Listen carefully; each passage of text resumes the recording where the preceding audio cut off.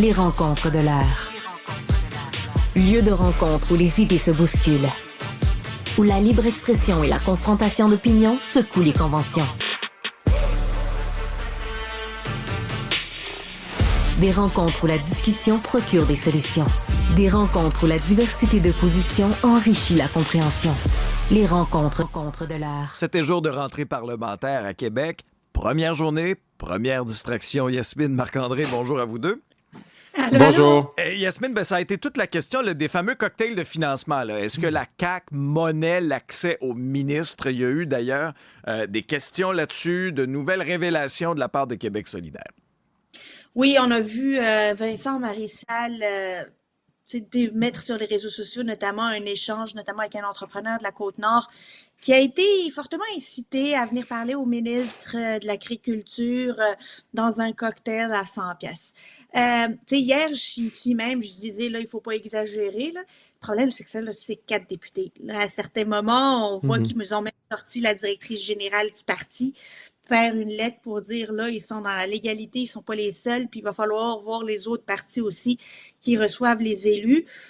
Or, c'est eux qui sont au gouvernement, c'est eux qui prennent des décisions, ça tombe pas puissent changer des idées ou accorder une entrée privilégiée à un ministre.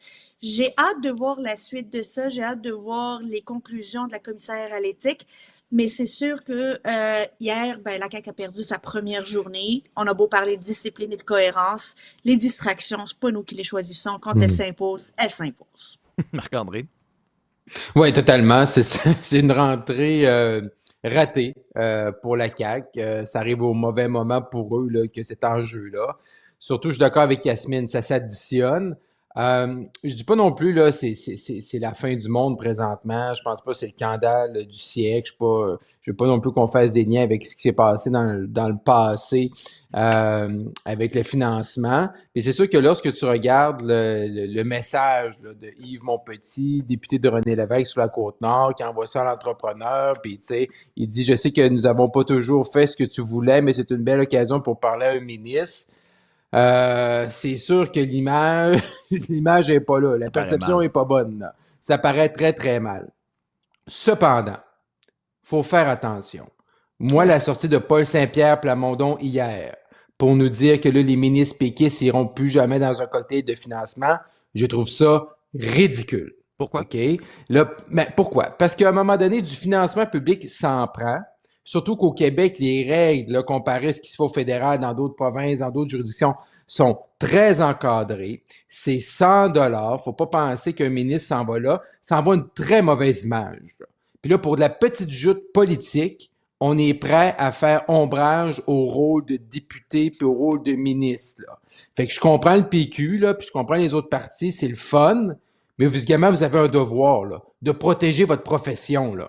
Le cynisme envers les élus est déjà assez élevé que vous, personnellement, pour gagner la journée, pour gagner la rentrée parlementaire, vous devez avoir quand même un rôle, une stature qui fait en sorte que quand même, là, vous allez protéger là, votre institution, votre profession. Et moi, la sortie du PQ de PSPP, je trouve que ça n'avait pas sa place. Je trouve que c'est vraiment nuire à sa profession. Puis à un moment donné, là, faut pas essayer d'être plus catholique que le pape. Toi, Yasmine, qu'est-ce que tu en penses? Comment tu as reçu la sortie de PSPP là-dessus? C'est que c'est dommage qu'on fasse de la politique partisane de cette manière-là sur ce dossier-là. Tu sais, la question de l'intégrité, là, c'est une question qui doit toucher tout le monde. C'est toute la question, là, puis on a vécu des années difficiles avec ce dossier-là au Québec. C'est pas le moment de retomber là-dedans parce qu'on a assaini la démocratie, on a assaini le financement des partis politiques. Dire le contraire, c'est faux. C'est tout simplement nourrir un cynisme dont on réussit à se débarrasser petit à petit. Que les cocktails avec des ministres puissent devenir, qu'on puisse considérer que c'est quelque chose du passé, quelque chose de dépassé. C'est une manière qu'on ne devrait plus faire de la politique. Je suis prête à vivre avec une déclaration comme ça. Je suis pas prête à vivre, par contre, avec nous, on va interdire à nos ministres d'aller à une cocktail de financement. c'est pas vrai que ça, là, c'est une promesse que chez la population va être comme, ah, OK, ben lui, là, il va promettre. Ces ministres n'ont tellement pas de jugement qu'il a besoin, lui, de leur interdire d'aller dans un cocktail de financement que c'est pas correct. Ça envoie un mauvais message qui est inutile. Je le rappelle, 100 piastres. 100 piastres. C'est pas, on n'est pas dans le 3000 il faut arrêter là, à un certain moment. Là. Il faut arrêter le monde faire aussi du financement, c'est bien, c'est pour maintenir aussi des militants. Là. Ben, là-dessus, Marc-André et Yasmine marquent un point aussi. Là. Je veux dire, penser un instant qu'un ministre va se faire acheter pour 100 piastres, voyons, ça fait aucun sens. Mais non, ça c'est ridicule. Puis ça, c'est de penser que tout le monde qui est en politique, c'est des bandits, puis c'est des tout croches. Là. Je veux dire, faut avoir. Puis aussi, là, de l'autre côté, là, pour le faire au quotidien, là, pour accompagner des entreprises, là, des gens qui veulent là, avoir des fonds publics, là, c'est compliqué, là. Puis ça prend du temps, là. Puis c'est pas une histoire d'un cocktail qui va tout changer, là. Il y a des fonctionnaires, c'est normé, c'est calculé. Je veux dire, oui, des fois, on voit des histoires à gauche, à droite, mais généralement, là, à 99,9% du temps, là, c'est compliqué, là. Une entreprise qui veut des fonds publics, là, ça se règle pas sur un cocktail de financement sur la Côte-Nord, là. T'as de la paperasse, tu rencontres des fonctionnaires, t'as des questions, t'as des validations, t'as des études, t'as des contre-études, t'as des analyses, des contre-analyses, là. Faut pas penser, là. C'est pas vrai, là. Puis pour avoir joué des deux côtés du film, là, c'est pas vrai que, tu sais, ça prend 5 minutes puis t'as 5 millions pour te partir une nouvelle business, là. C'est compliqué, c'est des règles qui sont là, il y a beaucoup de paperasse, de bureaucratie, si on prenait en jaser, mais il ne faut pas penser qu'avec un 100 tout ça. Puis également, dans ce que PSPP nous dit, là, moi, mes ministres ne feront pas ça, là, moi, je mets ça dans la catégorie des promesses qui ne seront pas tenues, dans la même affaire que dire on va réformer le mode de scrutin, là. Une fois rendu au pouvoir, là, ben, le ministre va dire, ben là, monsieur le premier ministre, moi, je ne peux même pas faire un financement dans mon comté. Et souper Ben non, spaghetti? c'est ça. J'en ferai pas non plus notre souper spaghetti. Puis là, le PQ nous dit, ben nous autres, on fait ça différemment. C'est qu'on évite les gens, puis là, rendu sur place, on passe, entre guillemets, on passe le chapeau. Ben là, tu sais, dans le fond, vous faites indirectement ce que vous pouvez faire directement. Tu sais, ce moment donné, là, c'est pas mieux non plus, là. Puis avoir joué des vierges offensées, là, on nuit carrément à la profession, là. Bon, pendant ce temps, Denis Coderre a poursuivi Ouais. son médiatique. Et là, on en a Ce appris n'est quand pas même fini. Non, la grande tournée. C'est qu'un début. Le vrai soleil. On l'a pas encore vu. Et Encore vu. aujourd'hui. Peut-être le voir à Compostelle. Le vrai soleil, on verra bien. Mais on en a appris des bonnes, là, quand même. Yasmine, veut se présenter pas à Montréal, mais dans la région de Québec. Et là, quand on compare ses positions avec les positions plus traditionnelles du Parti libéral, on s'aperçoit qu'il y a des différences importantes. Il veut pas. En fait, il rejette déjà des propositions du fameux comité de relance qui a été mandaté à sortir des idées. Là, lui a dit Constitution, le monde veut manger 3 repas par jour. Là, ils n'en veulent pas de Constitution. Il veut se présenter à Québec, mais moi, j'ai une théorie, je la partage avec vous. Pourquoi il veut se présenter à Québec? Il veut être proche de l'Hôtel de Ville de Québec. Parce que là, si ça ne fonctionne pas chez les libéraux, la mairie risque de se libérer. C'est la prochaine étape. Proche. OK. C'est une étape, tu sais, parce que Bruno Marchand de la Cabine, c'était lui, tu sais, je sais pas. Est-ce qu'on lui a demandé s'il était pour ou contre le tramway? J'aimerais ça savoir s'il était pour ou contre le tramway. Mais il n'est pas le troisième lien. Allez écouter, hier, notre collègue Mario Dumont a fait une superbe entrevue avec Denis Coderre. Pas une entrevue normale, là, mais genre vraiment, là, Mario, il est rentré. 10 sujets de l'heure, la batterie, le troisième lien, l'immigration. Si vous êtes premier ministre, ce sera quoi votre position là-dessus? C'est un bang. 10 sujets, ça, c'est super intéressant comme exercice. Mais moi, ce que je trouve absolument fantastique, c'est que Denis Coderre commence à dévoiler sa plateforme électorale pour devenir premier ministre sans avoir dit s'il se présentait comme chef du Parti libéral du Québec. Là. Voilà. On est rendu là. Mais en doutez-vous encore? Mais est-ce que quelqu'un au Québec doute encore que Denis Coderre va se lancer dans la course à la direction du Parti libéral? Il aura beau nous dire qu'il y aura une réflexion pendant 300 km à Compostelle, là, mais... Mais moi, Alexandre, je l'invite. Là. Je suis rendu à Québec depuis quelques mois. Moi, j'habite dans Charlebourg. On verra, là, mais je veux dire, M. Coderre, venez-vous-en dans Charlebourg, contre Jonathan Julien, je me sens qu'on aurait du fun. À Charlebourg, c'est un beau coin, c'est paisible. Un match, Jonathan Julien. Un Montréalais qui va à Québec se présenter pour le monde de... Moi, je trouve ça fou, là, mais Hum, fou. Je parlais avec hum. Karine hier du Journal de Montréal, puis elle me disait, ben, Karine je peux Gagnon, pas ouais. imaginer, Karine Gagnon, je peux pas imaginer Hum, que l'ancien maire de Montréal va venir à Québec pour agir comme très comme s'il y avait personne à Québec. hum. Fou raide. C'est parce que M. Coderre, il prend comme exemple Philippe Couillard en 2014. M. Couillard s'était présenté dans la région de Québec, s'était présenté à Montréal. Quand il est revenu chef, il s'est présenté dans mon coin à Roberval, au Lac-Saint-Jean. Cependant, M. Couillard avait des assises au Ben Lac-Saint-Jean. oui. Sa conjointe venait de la circonscription, venait du lac. Il y avait déjà son chalet là-bas, maison, tout ça. Il y avait comme les gens au lac n'ont pas vu Philippe Couillard comme hey, le gars de Montréal ou le gars de Québec ou peu importe de Sherbrooke qui s'en vient chez nous. Il y avait déjà des assises. Puis en plus, il aimait la pêche. Fait, c'est sûr, tu l'acceptes puis tu dis viens-t'en, Philippe, on te prend. Mais là, Denis Coderre à Québec, là, je veux dire, le gars, il a tatoué Montréal sur le front, sur l'avant-bras, sur le mollet. L'eau de Montréal coule dans ses veines. L'ancien maire à Québec, je suis pas certain que les gens de Québec vont dire hey, viens-t'en, Denis, on t'attend. Là. Non, mais là, il y avait une Hey, bromance avec Régis Labombe, là. Ben Peux-tu oui. l'aider, ça, à être accepté là, dans la Non. gang? Non. Non, Pas sûr. Mais non. 2015, là, en 2015, il y a eu une partielle dans la circonscription de Chauveau. Là. Véronique Tremblay avait gagné dans Oui, la région de Québec. Qui s'était présenté pour Jocelyne. la CAQ? C'est Jocelyne Jocelyne Cazin. Cazin. Oui. Et il y a eu cette phrase extraordinaire de Sam Hamad dans le temps. Quand ça te prend 2 autoroutes pour te rendre à ton comté, il y a un problème. C'est pas mal la même phrase que je C'est une bonne dirais ligne. à Denis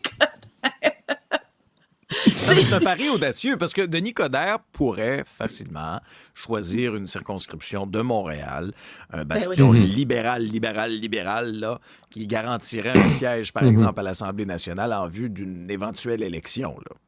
Ça, est-ce que Yasmine, ce serait une stratégie politique plus efficace pour Denis Coderre qui souhaite revenir comme chef du parti? Parce que là, supposons qu'il est choisi comme chef du parti, mais il n'est même pas élu dans son comté. Là. Ben, vas-tu demander à quelqu'un de démissionner pour prendre son poste? Parce que d'habitude, c'est ça que tu fais si tu veux vraiment présenter. Mais bref, tout ça pour dire que Denis Coderre devrait, s'il veut, se présenter à Montréal. Là. C'est un Montréalais tatoué dans le cœur, comme disait Marc-André. Je ne vois pas la plus-value d'aller se présenter à Québec. T'sais, dire Québec, là, pourquoi pas la Tuque, pourquoi pas Drummondville, pourquoi pas Saint-Hyacinthe, pourquoi pas Rimouski? Pourquoi Québec? Je la catch pas. On va surveiller un vote important là, dans le monde de la démocratie syndicale, Marc-André. C'est le dernier syndicat affilié à la FAE, celui de la Haute-Yamaska, qui va se prononcer sur l'entente de principe conclue entre la FAE et le gouvernement. Jusqu'à date, là, comme score de hockey, c'est serré, c'est 4-4. Il y en a 4 qui ont voté pour, 4 qui ont voté contre. Et parallèlement à tout ça, on a retrouvé la présidente de la FAE, Marc-André. Oui. Mélanie Oui, Hubert. on l'a trouvé en commission, oui. À l'Assemblée nationale. Et là, il y a une position qui fait réagir de la FAE. Puis dans le Devoir, on en parle ce matin. C'est que la FAE veut pas que les sanctions disciplinaires suivent les profs. Qu'est-ce que tu penses de ça, toi? Et c'est wow. C'est un peu surprenant. Parce que présentement, le gouvernement essaie justement, puis on a vu des histoires, là, surtout dans le monde plus sportif, là, des enseignants, éducation physique, tout ça, des coachs, des entraîneurs, où quand tu changes de centre de service, ben ton dossier disciplinaire te suit pas. Puis il y en a 72. Fait que tu changes d'un employeur à l'autre, fait que là, ton dossier ne suit pas. C'est sûr que si c'est une faute grave, puis là, la police est mêlée à ça, puis le judiciaire, puis il y a des accusations, ben ça, c'est autre chose. Mais si, par exemple, c'est quelque chose d'un peu plus mineur, mais également c'est porté à ton dossier, ben ça ne te suit pas. Et là, ce que Mme Hubert est allée nous dire hier en commission, c'est qu'elle veut pas que ça suive les enseignants. Et là, tu te dis, bon, fait donc, la FAE, eux, ce qu'ils veulent protéger, c'est leurs employés au détriment de quoi? De la sécurité des enfants, le fait que l'employeur puisse avoir l'information devant lui, savoir quelle personne qui embauche. On dirait que c'est comme à contre-courant de ce qu'on entend, de ce qu'on voit dans le domaine scolaire, dans le domaine du travail, dans le domaine sportif depuis 1 an, 2 ans, 3 ans, 5 ans, là. Moi, je suis un peu découragé de voir ça. Je trouve que la FAE, là, rajoute au ridicule qui entache la FAE depuis plusieurs semaines. C'est une position qui m'a vraiment étonné, Yasmine aussi. Ils sont pas allés en grève générale illimitée pendant 5 semaines aussi pour le bien-être là, du système puis des enfants. Et c'est là que tout ce narratif s'écroule, là, tu sais, pour le bien-être des enfants, jusqu'à ce que ça nous concerne. Pour le bien-être des enfants, jusqu'à ce que nous, on perde quelque chose. Puis là, s'il fallait que des enseignants puissent qu'on suive leur dossier parce que c'est normal, là, ils sont dans le même système public Ben oui. d'éducation, là. Ultimement, là, c'est le même employeur, là. T'as beau à parler d'une sorte de service scolaire différent, mais ultimement, ils sont payés avec l'argent du contribuable québécois. Ils sont pas d'une école privée à une école publique, puis entre les écoles privées, on est en train de parler du même employeur qui est le gouvernement du Québec. Puis ça, c'est important de s'en rappeler. Ils ne veulent pas que le dossier professionnel, disciplinaire, où il y a des manquements, où il pourrait y avoir des manquements, suive. C'est quoi la raison? C'est quoi la raison si c'est pas juste un je m'en foutisme crasse de la sécurité des enfants? Et on le voit, qu'est-ce qu'ils disent? Ils disent, oh, ben regardez, il y a déjà une loi, la loi 42, le projet de loi 42, qui va couvrir la question des agressions sexuelles. OK, mais le projet de loi 47 proposé par Bernard Drinville va plus large, protège réellement les enfants. Pourquoi ils sont contre une protection spécifique aux enfants? C'est quoi que ça leur change? Qui est-ce qu'ils veulent protéger? Ben, Mme Hubert nous disait hier qu'elle, tu sais, elle voulait pas comme 2 classes de catégorie d'emploi parce que dans d'autres domaines, ça peut-être ça te suit pas, mais là, Yasmine, tu touches le point, là. Je veux dire, même là, s'il y a 72 centres de services puis patente chouette, là, c'est un employeur, c'est le gouvernement du Québec, là. Arrêtons de niaiser, là. C'est payé par l'argent des contribuables, là. Puis c'est pour le bien de nos enfants, là. Arrêtons de comparer avec d'autres domaines, là. D'autres domaines, tu sais, la construction, c'est différent, mais là, qu'on parle d'éducation, qu'on parle d'enfants, ben moi, si je suis un directeur général d'un centre de service, puis je veux embaucher quelqu'un qui a eu de l'expérience dans d'autres centres de service, ben s'il y a des mesures disciplinaires, Ben il me oui. semble que je devrais le savoir pour le bien de nos enfants. Je veux dire, c'est si on la n'est même pas des choses. capable de s'entendre là-dessus, là, si on n'est pas capable de s'entendre là-dessus avec les syndicats, là, on s'en va où, là? Sérieusement. Là? Ouais. Puis le vote, je suis curieux de vous entendre. Marc-André, tu Le t'attends à vote. quoi, toi, en Haute-Yamaska? Ah, mais là, le vote, là, ce qui est le fun dans tout l'avoir pris une semaine puis saigné du nez à essayer de comprendre, là, les unités, là, c'est kiff-kiff, là. C'est les unités, là, s'équivaut, là. Fait que le 4-4 équivaut en termes d'unités parce que tout le monde a gardé les mêmes unités. Fait que ça, au moins, c'est réglé. Mais là, en plus, là, on sait pas ce qu'on va avoir les résultats, là, parce que là, on prolonge le vote. Là, ils ont décidé qu'ils n'allaient pas voter juste à minuit, qu'ils allaient pouvoir voter demain. C'est une bonne Madame affaire, ça. Hubert va se prononcer enfin, on se réveille au 9e vote. Je veux dire, ça a pris 8 votes de pratique là, pour qu'on se réveille au 9e. Puis là, Mme Hubert garde ses commentaires qu'on va voir les résultats. Mais bon, hey, on me disait que Haute-Yamaska, là, c'est un syndicat fondateur là, de la FAE. Là. Militant. Là, Les c'est eux plus qui ont crinqués créé des ça, crinqués? là. Les plus crinqués des crinqués. Ah. Les représentants locaux ont dit on vote contre. Fait qu'on dirait que ça sent pour le nom. Là. Yasmine, toi? Malheureusement, je pense que ça va être un non. Ce serait dommage, c'est dommage, parce que ça va nous relancer encore dans une période d'incertitude. Je pense pas qu'ils vont pouvoir retourner en grève, mais au-delà de ça, le fait de ne pas avoir réglé autant d'argent sur la table, qu'est-ce que ça prendra de plus? Je le sais plus, là, honnêtement. Ouais, mais là, ça c'est une autre démonstration. Qu'au Québec, là, on veut tout régler avec du cash. On Ouais. met du cash. Mais l'argent, là, ça ne règle pas tout. OK? Je dis pas que la FAE est parfaite, là. Vous m'avez déjà entendu sur le sujet. Mais de vouloir tout acheter comme gouvernement, ça a ses limites. Et on a un exemple présentement devant nous. Et on aura la réponse dans un prochain épisode. Yasmine, Marc-André, merci à vous deux. Bye Au bye. revoir.